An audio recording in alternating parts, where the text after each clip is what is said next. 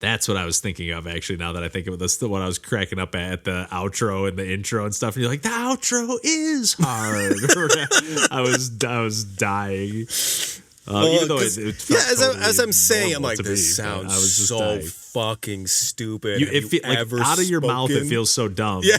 But then when I go back and edit it, I'm like, why was I self-conscious about that? That felt totally fine. I do that with the videos all the time too. Like I'll be like doing a video and halfway through I'll say something like kind of dumb and I'm like, I should just fucking stop right now and start over. But then I'm like, in my head, I'm like, but I've already recorded for like 15 minutes. So I'm like, I'm just going to keep going. But then like as soon as I finish the recording, I'm like, fuck, I got to go back and listen to that part and see how fucking dumb it sounds. And then I listen to it and I'm like, it actually is funny in some case. Like, I'm like, oh, that's like good. Like, there's nothing wrong with that. I don't know why, like, out of the content, like just hearing it out of your own mouth, you're like, oh, I sound like an idiot.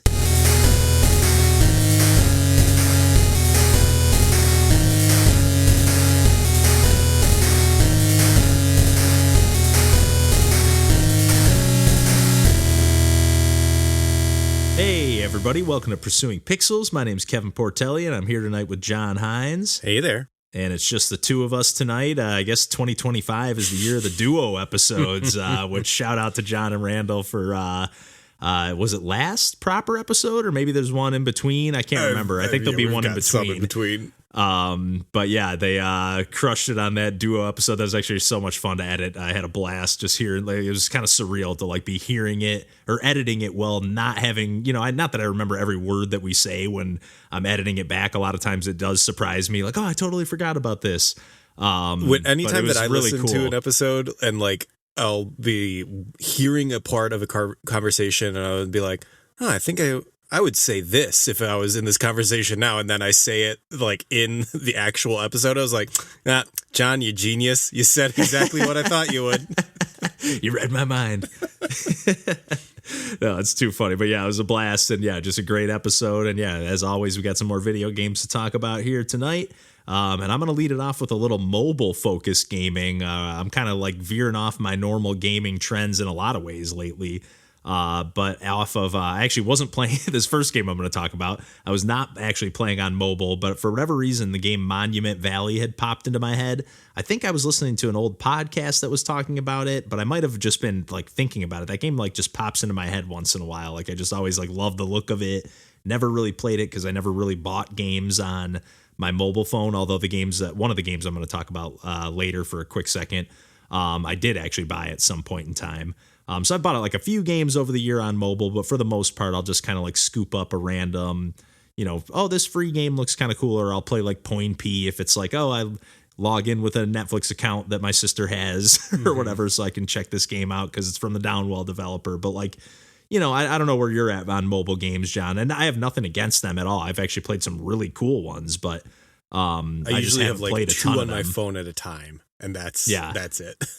I have a folder that has like probably like a dozen, maybe 20 at the most, but like most of them are not actively installed, and like I have to like be like, okay, I want to play this. Like, another game that caught my eye, I didn't actually boot it up, but like Device 6, I was like, oh man, I got to play that, especially when I was like, that's made by the people who made Sayonara Wild Hearts. You got to be kidding me. It's more of like a visual novel-esque experience, but like it's supposed to be very stylistic and it's just supposed to be awesome. But back to Monument Valley, which I scooped up on Steam. They released, I actually bought the like bundle collection. I think they're normally like $8 each, and then you can get the bundle for like 15 or so. You save a little bit if you get the bundle of both games. But it also comes with, best I can tell, I think they released, at least for Monument Valley 1, like a couple of like DLCs or things like that. Because there was like something in the options where you could click it and then go into the menu and like select a different campaign. I don't know if you have to like beat the first one to open those up or whatever, but it seemed like they were just totally separate. But nonetheless, I fired this game up and played through the first half of the like first like actual like main campaign. It's only 10 levels and relatively short. Like the first stage is like basically just teaching you the ropes, and it's a game that's all about like kind of perspective. Obviously, originally it was just played, I think, vertically on your phone. I don't think you rotated it sideways to play this game, but I'm not 100% sure. But they did a great job of like just filling the screen space especially if it was originally done vertically, like just filling it up on, like I was just playing it on my TV, sitting on the couch. I actually did it on a stream, I think, or maybe I just recorded a video, but I think it was a stream, and I was just like, had my mouse on the armrest. It just controls entirely with the mouse, and you're basically just like, it reminds me a lot of Echo Chrome from the PlayStation 3 or PSN era of like the downloadable. You've been bringing that game up a lot recently, and I had not heard it until this podcast. Like, really, in the same way with like that's Unfinished Swan was like a game that I did not know until you started bringing it up on this podcast, and I was like, I've never heard of these games. But like, that's funny. But yeah, Echo Chrome looks sick, and like I've since looked at it since like you've brought it up, and like. Yeah, it's really cool. Yeah, I think it was like a PSP/PS3 like downloadable back when like PlayStation was really leaning into like getting those indie games like Unfinished Swan, and like they didn't develop them, but they like got them to be exclusive at least for a time on the platform, and I think helped with like funding a lot of those games. I think don't quote me on that, but I just know a lot of those games came out there, and yeah, I think I probably brought up Echo Chrome talking about like Captain Toad or something, because it's a game where it's like all about just rotating the perspective of the world basically that you're in to like connect things in a way where it's like, oh, these paths don't look connected. But now that I've rotated it 90 degrees, now they are. And that's basically what you're doing in Monument Valley, except you're not, at least in the levels I've played so far, you're not actually rotating the perspective of the camera. You're just rotating the, or maybe you are in a couple spots. I'm trying to remember now. I think no, you're not. You're like rotating, like you're on at some points you're like climbing up like a tower or something, and you can grab like a pivot point on the tower and rotate it 90 degrees at a time, and then get it to like lock in. And then it's more like you are puzzle solving, and it is really clever puzzle solving, but it's not like you kind of just like a lot of times like fall into it as you poke around and like, okay, let me slide this over here, let me do this, and then but as you do, when it clicks, you're like, oh, that is awesome. Or like your character will be like walking on one like platform, and then all of a sudden it'll like walk off the ledge and just start walking on the wall, and you're like, wait a second, okay, so I gotta, if I time this right, like, and slide this over here, I'll keep walking up the wall all the way up to that like staircase that doesn't look like it belongs because it's like on the wall instead of on the floor. And it's just like, I don't know, the way it plays with perspective, and like you're just rotating around these platforms and avoiding enemies. Like there's no like combat or anything. It's kind of more like a stealth game, like in the like simplest sense, and like think like Hyrule Castle and Ocarina of Time, where you're just like trying to stay out of like the line of sight, or so even simpler than that, just trying not to run into the enemies. So as you were talking, I had forgotten completely about a game that I wanted to discuss on the podcast, but you kind of gave a little bit of a segue there, where like Perfect. I have also since beaten Outer Wilds since we've last talked about it on the podcast, and part of that was also then starting the DLC. And so I've started the DLC, have not beaten the DLC for Outer Wilds, and it is so much of like a version of, or it's very reminiscent of like Myst and Riven, where like getting into the DLC where it's like, new puzzles, new area, new like ways to interact with the world, and like also a like kind of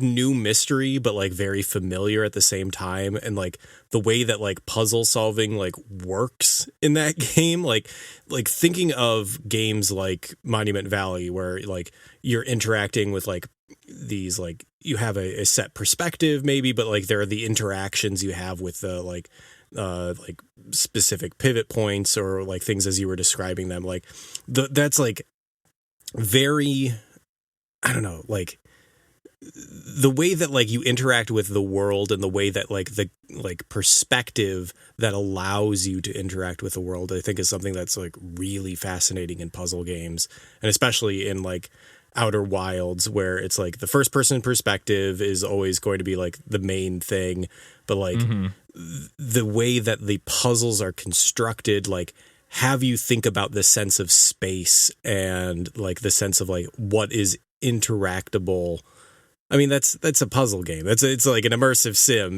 That's kind of what the genre is.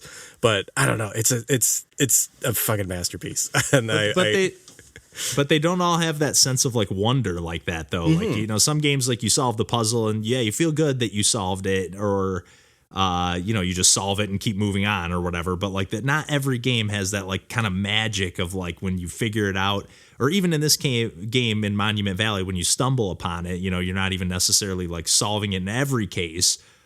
Just like discovering it. Even in some cases, that's just the way it is. It's not even a puzzle. It's just kind of like showing you this is what it is, how it works later, and then it builds upon that later in the game. Yep. But it's just like that. Not every game has that magic, and it feels really cool when they can capture that. Yeah. I need to play Outer Wilds. I also need to play Monument Valley. I have both. I have 1 and 2 so far. I think they just came out with a third. Oh yeah. I think it's on Netflix actually. Speaking of Pointy earlier, I think it's like a Netflix game because somebody, when I was streaming it, because somebody mentioned it in the stream, like, oh yeah, the 3 is awesome. It's everything that's great about 1 and 2 and just even better. And I was like, oh awesome. I didn't even know there was a third one. But nonetheless, I'm really glad to like own these games and like, or at least the first 2 here in the collection. And they did a great job porting them over. It plays great with the mouse. Like it's just got a nice like subtle cursor. It's just like a little like diamond that fades away when you can't use it. And there's like kind of like a little bit of like a mysterious story. You know, think along the line, different vibe, but like along the lines of like Braid. You know how just like in between segments you like get a little, you know, snippet or sneak peek into like whatever's going on in the background. But it's just a really beautiful game too. Like the soundtrack, the visuals, just everything about it is pretty stunning. I've been really just in love with playing that game. Nice. And looking forward to playing the second half. And it's really cool how like the levels, like as I've gone on, I think I'm on I can't remember if I'm on the 5th stage or beat the 5th and I'm on the 6th, but like the levels, like I said, the first stage was just like basically this quick, 30-second tutorial, if that, just like get to this one point. And it's all just like point and click, like I was saying. But basically, like now the stages will have like multiple screens, or you'll go like into a door and then now you're like inside of a tower or something, and there's more going on in there. And it's a really cool, really cool game. And it's been out for a while now, so it's cool that it holds up so well, even transferred onto like a widescreen, quote unquote high def experience, even though it was, I guess, high def before. Mm-hmm. And then a couple games that I just fired up for like a quick second. I'm not even really going to talk about this one here, but I did play Super Mario Run for a quick minute because I was like, I'm playing some games on my phone, and I looked it up real quick because I thought it was a game that you had to pay for, and it is a game that you can pay for. It's one of those like freemium games, where it's I can't remember if it's $5 or $10 that you can like just get all the stuff unlocked and all the characters and whatever else. But I played like the first like 3 stages of like the main game or whatever, and it is like just riddled with that freemium stuff. Like every time you boot it up, it's not like constantly asking you to spend money or anything, but it's just like, hey, did you know you can do this? Hey, go over here. Hey, Toad. Hey, tell me about this. It's just like, oh my God, I just want to play this game for 1 second. Like I'm playing a game on my phone. I might just be pulling it out to play for 2 seconds while I'm, waiting for the bus or something. So I remember the levels being good. Yeah, like the level design is cool, and it's interesting that like they like kind of change how Mario works a little bit. Like it's like an auto scroller in the sense that Mario's just running automatically, and then like he'll automatically like vault over almost anything, like a 1 or 2 tile gap. He'll just like run right over it, no problem, or do a little small jump. You don't have to do anything. An enemy, he'll do like a little like handstand. He doesn't like jump on it, but he does like a little handstand flip over the enemy. And then he'll do that on like a 1 and maybe even a 2 tile height, like blocker as well. But then otherwise you just have to tap the screen to jump and like hold it down to do a higher jump or whatever. And I think they add the ability to like, if you jump right as you land, you do like kind of the extra high second jump. There's like a few little things like that. I think maybe I just thought I caught that animation or heard him do a little extra wahoo at the end or something. But it just didn't really suck me in, even though the level design was cool. Like it was cool how like you'll like pop up and like jump up, or like when you bounce off the enemy, you do that like kind of handstand, and otherwise you'll just run over the enemy. But you can like, if you time a jump right as you're doing the handstand on the enemy, then Mario will do like an extra high jump. Right. And that'll be how you collect like the hidden coins or the extra, like, I think there's like 5 collectible coins on each stage or something. But, yeah, it just didn't quite grab me, even though it felt good. The presentation is really nice. I was kind of surprised that game, is vertically held as well. It just has like a bunch of like grass on the bottom, which is kind of nice because like, or whatever, like theme of the stage, I guess. But like just kind of like some space for you to like kind of hold your thumb, and it's not blocking any of the gameplay area. It's actually kind of nice. I thought that was like a kind of thoughtful little design. But then the other game that I was playing on my phone for a minute, because I was just like, why not? I'm playing all these games on my phone. And this is a game that I did spend money on. At one point, I bought the, I think it's Eidos collection of, because they made Deus Ex Go, they made Lara Croft Go, and they made Hitman Go.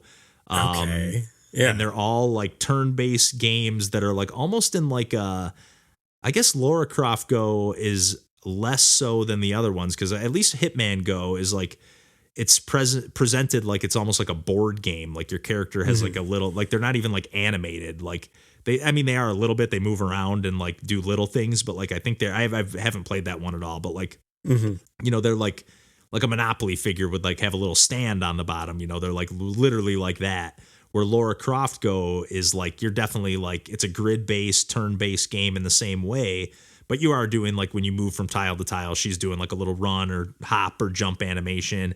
And it's actually really slick. And they have released this on Steam as well, which I was surprised to see. But I was like, I kind of I'd be curious to see this on like the big screen, but I'm happy to play it just on my phone. And you just kind of like, it's like a top-down isometric view, more isometric than anything, but you're like just kind of like swiping. There's like node points on the map. Or on the level, and you're swiping either to the like up, down, left, or right, or kind of like on a diagonal with the isometric view. But it's really intuitive. It doesn't really even tell you how to, like, at first I was just thinking I had to tap on the spot I wanted to get to, but I'm like, no, it doesn't really tell you have to swipe. But once I figured it out, I'm like, okay, this actually feels really nice. The only thing that's a little bit weird that takes some getting used to, but obviously then once you realize it, it's like, okay, the levels are just designed around this. There's no way to like wait a turn, so if you're like in a spot, you can, like, let's say like, okay, this, if I move one more tile, like that enemy's gonna kill me, so like I want to like just stay in this spot and wait a turn, but you just can't. There's no way to like, the only way to progress and make things move is to just move. You can't like make other things progress without moving yourself. Is that a staple of bro likes? I don't know, I haven't played enough of those to, because I feel like it, because I think they're a little more esoteric than that, but like, yeah, like just like the idea that you have to move, like there isn't a wait option in yeah, I guess maybe, yeah. I've only played Cinco Paus, and I don't believe there was any option to wait in that game. Yeah, and I've really only played Mosaic. They're both which are both great. Yeah, I guess I was just thinking of a game that Mosaic is a great game. I was thinking of an actual game like from Michael Bro himself. I think that's his name. But nonetheless, yeah, Lara Croft Go is just like, it's a really slick presentation, and the puzzles start getting like real crafty. And it's just like, there'll be like a tile that's like, okay, here's a crumbly spot, so I can only walk over that tile one time. If I go walk on it again, I'm just gonna fall through the terrain or whatever. And then, okay, here's this snake, it's facing in this direction, so I have to approach it from behind so I can kill it. Otherwise, if I approach it from the front, or if it sees me, it's just gonna like attack and kill me instantly. But it's just like, I ended up playing through most of the first world and like moved into the second world, and I was like, man, I've just been firing it up while I've been like laying in bed and have a few minutes to kill, like, and I'm just like, okay, I don't have my Switch right here with me, or I don't feel like getting into anything like meatier than that. And it seems like it's a relatively short and sweet experience, but there's like a bunch of cool little, like, I haven't been going hog wild on trying to find everything, but there's like a bunch of hidden collectibles that, like, if you're really paying attention to the surroundings in the background, like, oh, there's a little gold like flicker in there, you can just click on it and it'll be like, oh, here's a hidden snake artifact or whatever. And if you just want to get more into the game, I guess you can. But I've been happy to just kind of progress and solve the puzzles, and it's getting pretty tricky. And I just really love the presentation, even the little things like the first world, you're kind of like at the end of your world or zone or whatever, you're kind of like going through this temple that seems to be all somewhat interconnected. But like, you'll see like at one point at the end of like you would get to like these ends of like a run of stages, and then like Laura would jump up and like pull on like a lever, and then like way down below on the world map you'd see like a chunk of like this bridge rise up from the bottom, and it's nowhere that you can access at the moment. But then like once you clear all the levels in that zone, like then Laura just like runs across that bridge that you've been slowly building as you complete each like chunk of stages.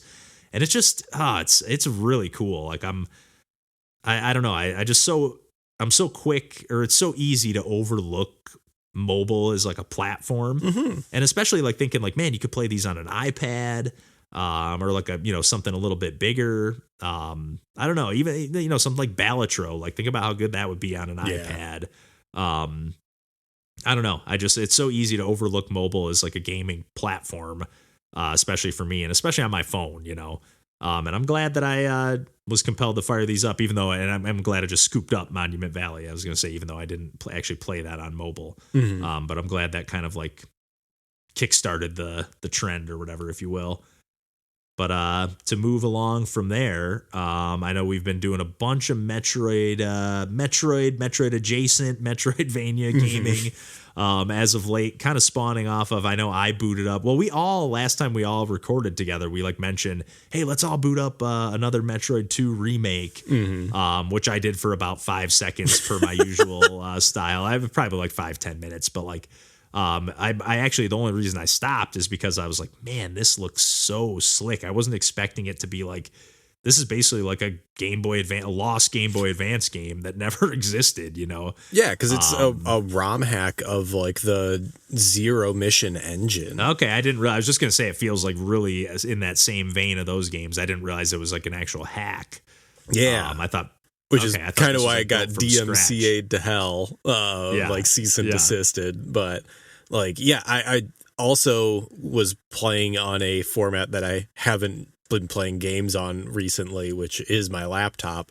And like, that's, same AM2R. And then like playing that for a bit was like, I kind of, while I have my laptop out, I haven't booted up itch in a while, and I've got a ton of games from all the different bundles over the years. And that's when I started playing Birdsong by Daniel Linssen. And yes, like, man, that's a great fucking Metroidvania. Like, did you beat it? Because I actually didn't finish it. I think I made a video for it, and I like got through a good chunk of it, but I don't think I ever actually like finished it. I also didn't finish it, and I got to a point where I was like, I had used up all my twigs, and I was just in a section that was just like 3 nests in a row, where like I was just like, all right, I just have to do this perfectly every single time. And then after like dying after the 3rd nest like 40 times in a row, I was like, I need a break. I need to not play this game for a bit, because this is going to make me hate this game, and I don't want to hate this game because it's so good. Like, it is awesome. I'm kind of surprised you like it though, because again, I haven't played this in a long time, but to my best of my recollection, it's a little bit more of like a precision platformer of a Metroidvania, like that. I would say that's like the main kind of genre it's leaning into, if you will. It is, but there's just something about its presentation of like, it's what the game is. Say, we probably should say. Yeah. So Birdsong is a Metroidvania where the entire map is on the screen, but there is a zoomed in fisheye lens on your character. So it warps the rest of the map, or like around the edges as well. And then it zooms it out on all the like furthest reaches of where you are as the character. So like you can actually use it as a, like when you are on like the entire opposite end of the screen, and you can just see the map as like essentially a mini map. Yeah, it's like a mini map in real time. Yeah. And like just that conceit in general, like, is enough for me to be like, this is incredible. This is so smart and so good. But like, you can also kind of make out, it's like, okay, well, there's going to be a twig here because like the blocks underneath the twig are always look like this. So I can see that those blocks are over there, or that there's a nest over here, and you find twigs and then you put them in nests, and nests become checkpoints. So anytime right. I was just going to say, remind me how that mechanic works again. So perfect. Yeah. And that's like, it's very simple. And then do you get new abilities as the game goes on or no? Mm-hmm. I couldn't remember if you like get double jumps and stuff like that. And I think I've gotten a double jump. I've definitely gotten jump height added, as well as a wall jump. And then I've also gotten 2 mysterious upgrades that have no description on them. And like the game is really good at just kind of like right when you boot up, it has text on the walls as you're walking past them that describe, or in the background, wherever it is, like just describing the basic mechanics, and then you're off to the races. So like there's no like text boxes, there's no like dialogue or cutscenes. It's just the game is what it is, like from the get-go, and there's no like breaks in between gameplay, which is I think I was making the comparison like before we started recording about like VVV and the way that like that handles like checkpoints and precision platforming. So like you'll get to a section where you have to do this section of precision platforming, but if you fail or mess up, like you just start right over right from the beginning. But like the added step of having to find twigs and like establish them as your checkpoints, like will kind of shoot you in the foot if you were like me and you were just putting every twig in every checkpoint as you were, or every nest as you were going along. And then suddenly you have like 3 sections of really difficult precision platforming, and you've passed by 3 places where you could establish a nest, but you have no twigs. And you're just like, cool, I guess I just have to do this perfectly right from the start. And I wonder what the total number of like twigs to nests is. If there's like I'm assuming it's the way you're describing it, it's not an even number, but it might be, and I'm just not exploring in the right direction. Find them all. Like it's fun. It forces you to like explore in different directions. Like if you've gotten to a point where you're like, I don't think I can go any further, but then like you go to another area and like you either explore that to its extent, but then like also once the camera's zoomed out and not like warped around where you immediately are, you can look back at where you were stuck and be like, oh, there's an extra platform I just wasn't seeing because of like the weird fisheye lens. Like it's great. Yeah, it's really cool. It's actually almost like weird how well it works, because it seems like it should be like a gimmick, you know, more than anything. And to be fair, it is a shorter game. You know, it's not. I don't know if you stretch this out to like a way bigger map or anything like that, it might not work as well. But maybe you could do it where it's like, hey, each zone of the map had the same effect or something. You know, every time you went to like a new area in a Metroidvania, it only had that area. That would be actually kind of cool. I know. Like as soon as you said that, I was like, I know. Birdsong 2, come on. Exactly. And I really love too the like kind of Game Boy style aesthetic to it, the kind of black and white.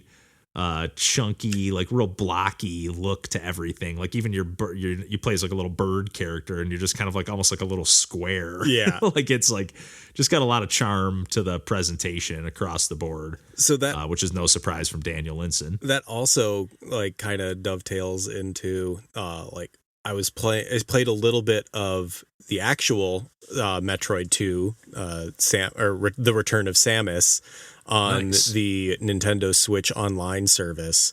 And just because like playing AM2R and also playing Metroid Zero Mission, I was bouncing around a lot between Metroid titles. And Zero Mission, like you don't get the grip upgrade that was introduced in Fusion right from the start. So like they start adding more puzzles to Zero Mission than were present in the original Metroid.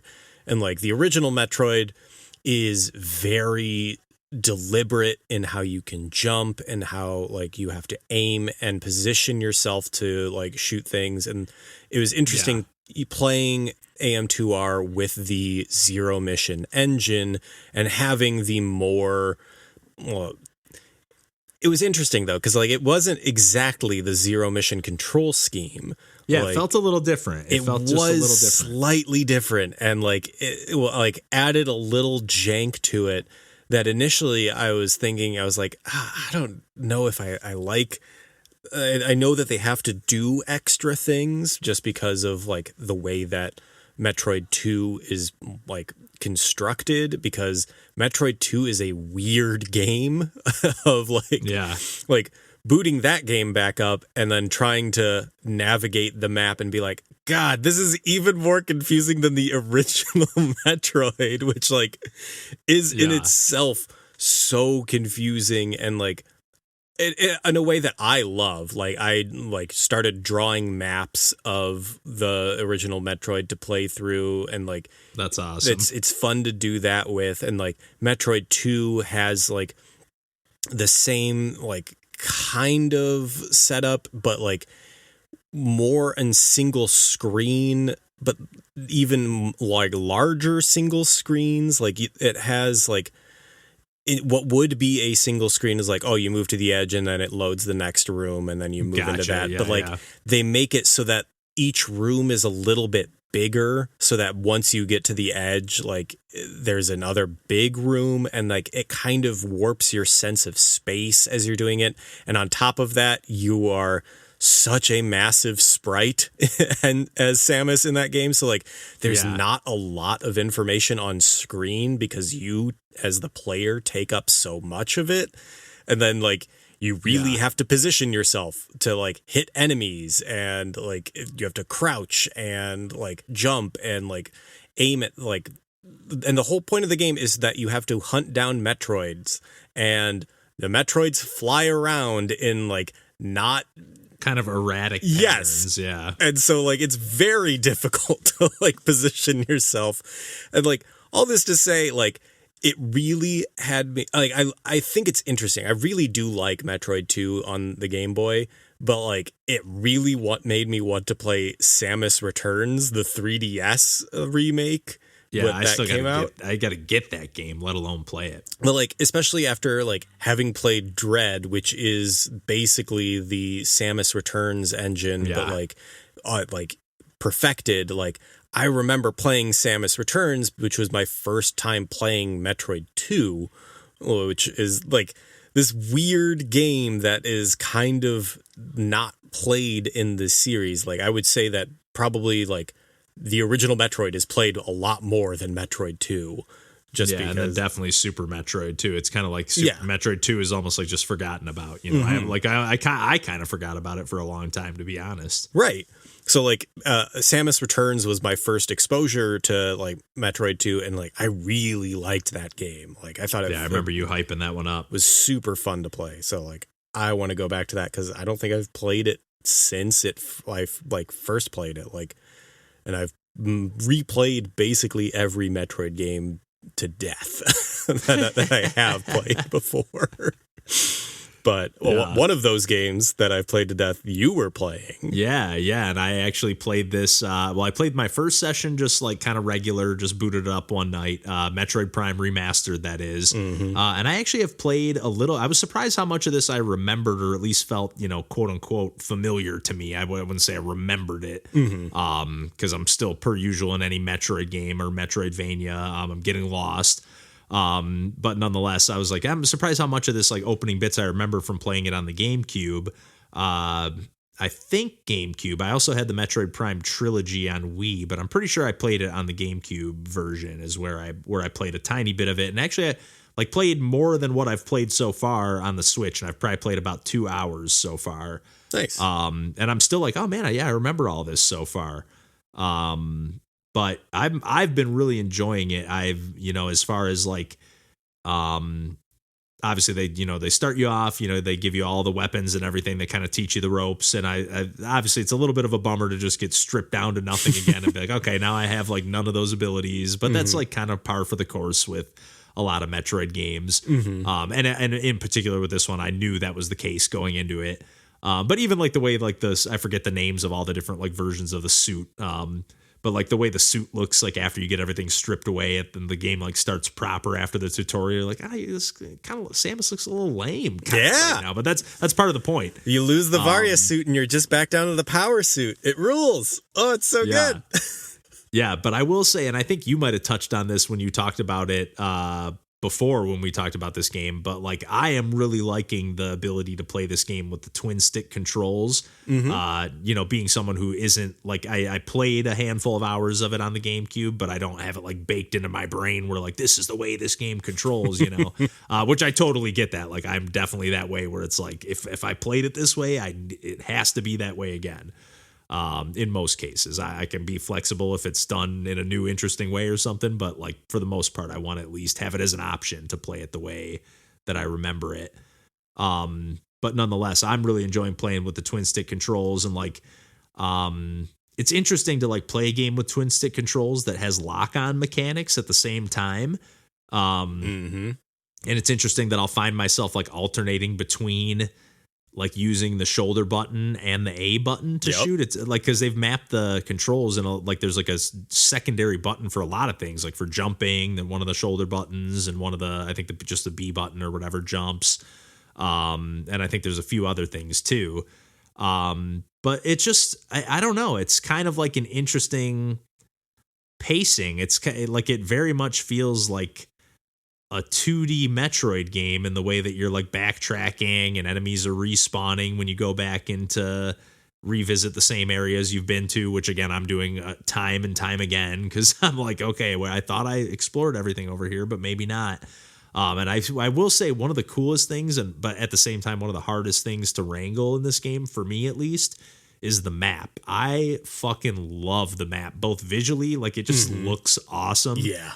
And then even the way you can control it is awesome, but I still haven't internalized it even a couple hours in, where you're using like the right stick to like move the actual position of like the node or the cursor that's like right in the center of the screen. And then once that's in its position, then you use the left stick to like pivot, rotate the 360 degrees around map.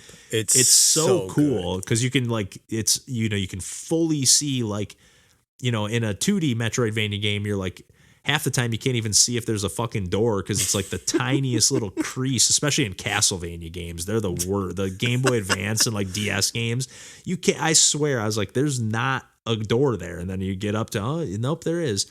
But this game, like you're getting down to like the elevation and everything. Like you're like, okay, here's this huge room, this huge open space. Here's this door that I can see there's a door over there, but I'm looking right at it and I can clearly tell that I don't have the abilities to be able to get to that area. So I got to just cross that off the list. But because the map is so big and sprawling, at least to me, having not played a ton of like any games like this really, in any kind of meaningful capacity, like I just tend to get overwhelmed and like, okay, did I check this already? Let me go back. Let me backtrack. I ended up playing a stream for like another hour or so after I played like the opening bits, like and got through the opening tutorial and whatever, and like played a little bit of the Chozo ruins and then backtracked a little and then ended up like at the start of the stream like, where the hell am I supposed to go? And then like got back right to where I was. I was like, oh, I guess I just missed this other direction that I was supposed to just keep making progress in. So I'm like having like a mixed bag of like I'm getting a little bit frustrated. I haven't played enough yet to like I'm by no means like ready to throw in the towel or anything like that. I'm really looking forward to playing more because especially like if you just let the game kind of idle at the beginning, it starts showing like some snippets from like later in the game and they show some really cool like morph ball puzzles where you're like clinging to the ceiling and like the morph ball puzzles. I remember doing some of that. Are like literally just 2D Metroid morph ball puzzles, which is one of my favorite things, is that like you'll look at the map and there will just be like a like flat like rectangle and you're like, hell yeah, that's morph ball time, baby. Like, yeah, but there are a few like at least in like the opening bits, and I kind of remember like where you're like clinging to the ceiling and you're wrapping around and it's like pivoting around the corners, almost like not Echo Chrome style where you're like changing the perspective, but like you gotta then like hover over this like platform and then drop right on it, like, or not hover over it but cling above it. It's just so cool. And then just everything about the controls and the way they and the visuals, like they did a bang up job on this remake. Beautiful. The only thing I've noticed that doesn't look good, and it doesn't bother me at all, but like when I've seen a couple explosions and I'm like, oh, that still looks like a GameCube sprite. That still looks like a 2D sprite on N64. But like other than that, that's the only thing where I'm like, oh, they didn't like animate that explosion. It's like still like one of those 2D. It's like a 2D crowd member in Strikers or something like that. But it doesn't bother me at all. But other than that, I mean, this game looks amazing. I know I've heard many people say like this is the best looking game on Switch, and it definitely is right up there for sure, if not the best looking game on Switch. But what do you think? I know you talked about it before, but going back to it again, like, are you feeling? I know you were a little more like, hey, I feel like the way I remember you landing on it was like, great remake, but if you're going to play it, I think the true way to play is like the GameCube version. So this time around, I did check and I had beaten it on my original file on the remastered. And that one I had played, I think, the entire way through using the like modern controls, which was a twin stick. And like I started this second file, like this was my first time doing it, quote unquote, as like a speed run, and more of just like seeing, I don't know, how far I could get and like how fast I could do it. Yeah. Like, so I put it on the casual mode, which I also think is like a great addition. Like it's one of the things that I really liked about Metroid Dread, and coming back to that was that it had an easy mode, and I was like, cool, because I don't know the maps really in Metroid Dread yet. It's not a game that I've replayed 100 times. Like it's kind of fun to take the pressure off of like, you know, having it be a harder game or worrying about survival, and like kind of more just learning about the map, which is one of my favorite things about every Metroid game, is learning about the sense of space and like, you know, what's the right path or what. And like, so I started playing this one on casual, and like also not scanning anything, which just feels wrong. Like I was doing bosses and I'm like not even opening the scan visor, and I'm like, I hate this. This isn't what I like about this game. I like scanning everything and putting.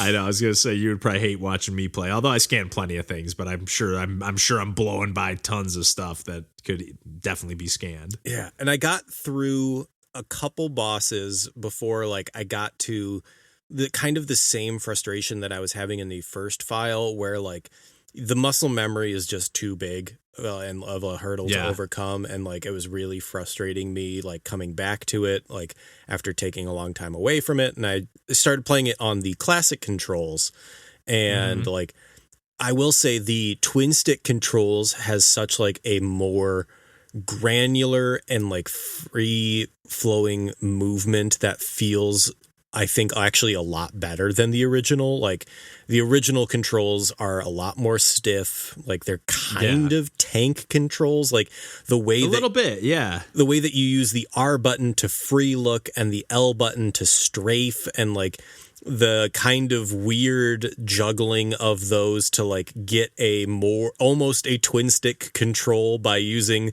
the R button to look to position yourself quick, and then to like hit the lock on and off. Like there is some precision platforming that was genuinely difficult in the original that I think are just not an issue whatsoever with twin stick controls. And I actually think that that's better, like playing those sections with twin stick. That's a good point, actually. Even in the early goings, there was a couple like tricky jumps, whereas like it was nice to be able to like look straight down, you know, or, you know, just be able to kind of judge your sense of space on the floor or adjust your like line of sight mid jump.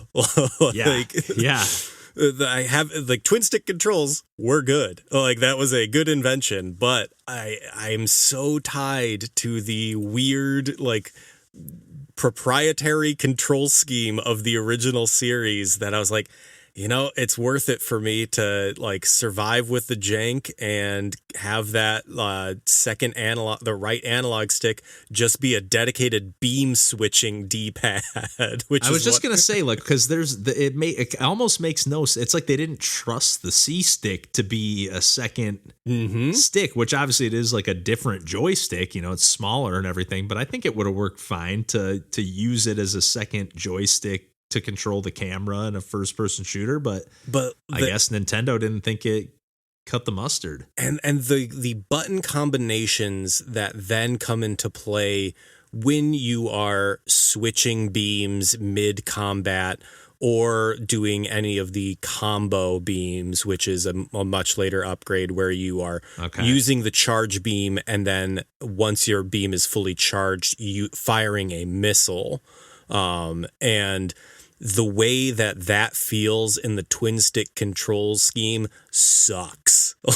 Like, I really hate using the, like, I guess you can hold the A button, but then you can't if you're holding the A button, then you can't use the twin stick controls to aim. But if you use the R button, then you have to also hit the ZR button.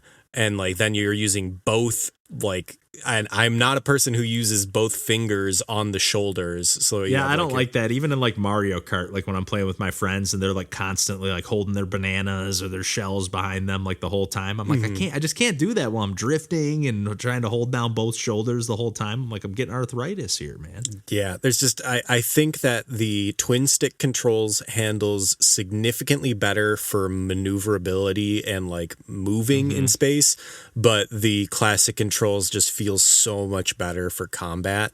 And I think this is, your mileage may vary with that. Like, I think that's more of a me hang up. I don't think that necessarily would translate for everyone, but like playing this round with the classic controls and having, losing that maneuverability, but also having the fact that I've got all of these maps memorized, like down to be like, I can make this jump without even looking. Like, I don't actually need to move the camera because I've done it dozens of times. Yeah, you definitely have a point though, because like, for example, like I find myself more often than not with the combat, like I'm not like using the right stick to like aim at each enemy. I'm basically just putting it close enough and then locking on and then just button mashing. So it's like I kind of I'm doing like a hybrid of both, but I'm not really like, I'm using it. It is nice when you're just looking around and like just walking around and you're not in combat.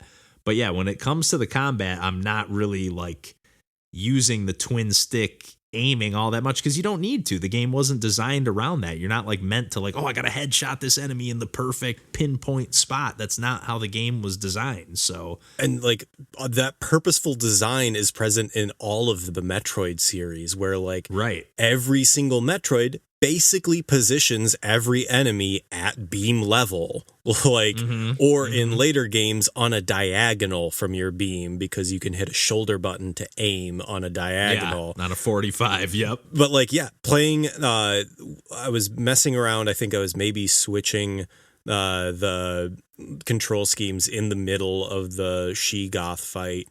And I was just noticing is like, I actually don't need to reposition using the twin stick controls because the weak point is literally in the default cursor height. Like it is causing me to deviate from the ideal position to hit by using a twin stick controls, which is, I just think, funny.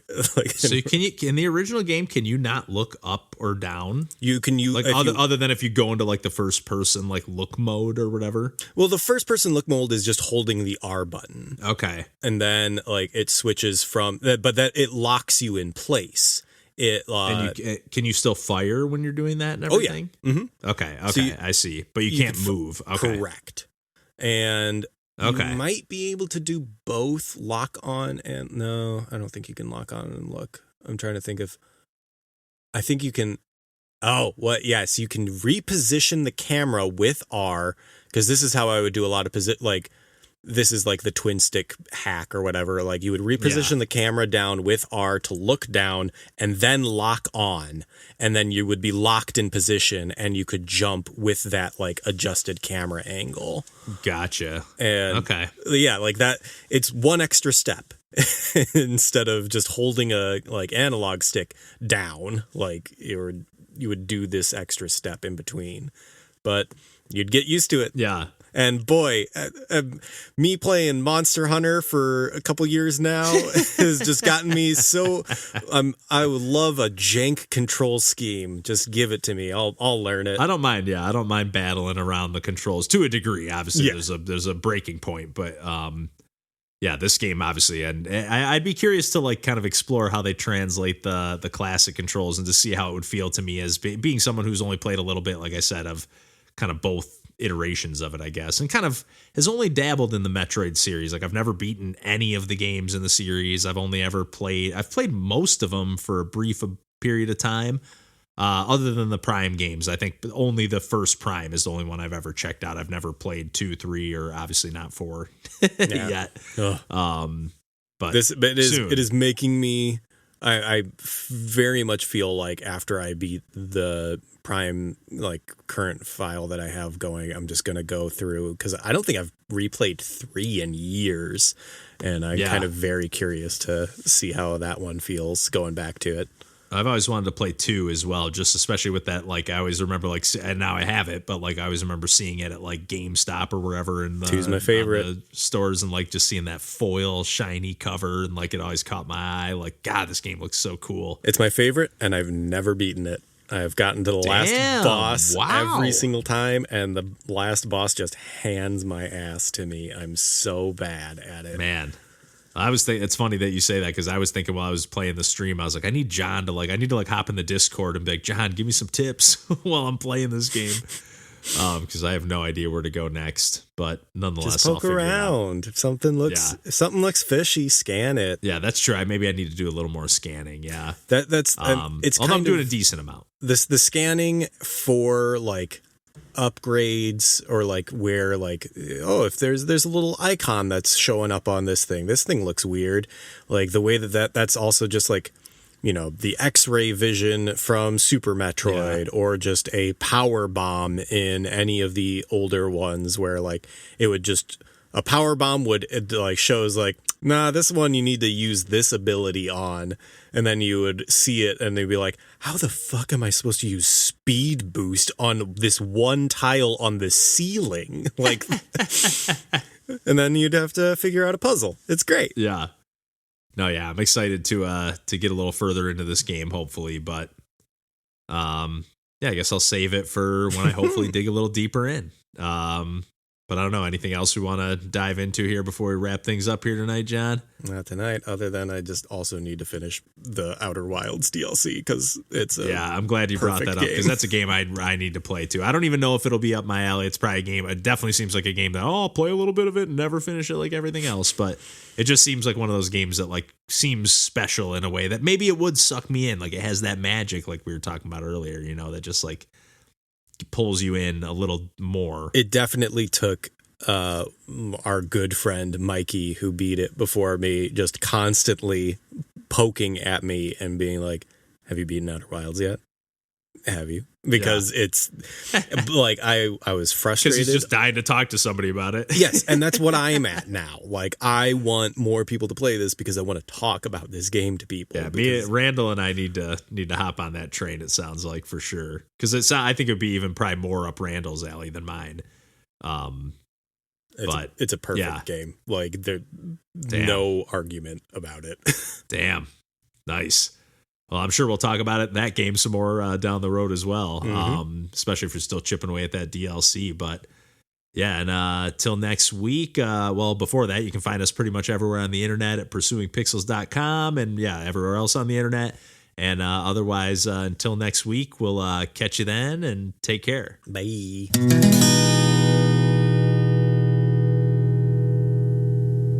And the presentation is just amazing. I love the announcer. He's just such a fucking asshole. He's like, better luck next time. Oh, incredible. Oh, it's so good. Almost had it.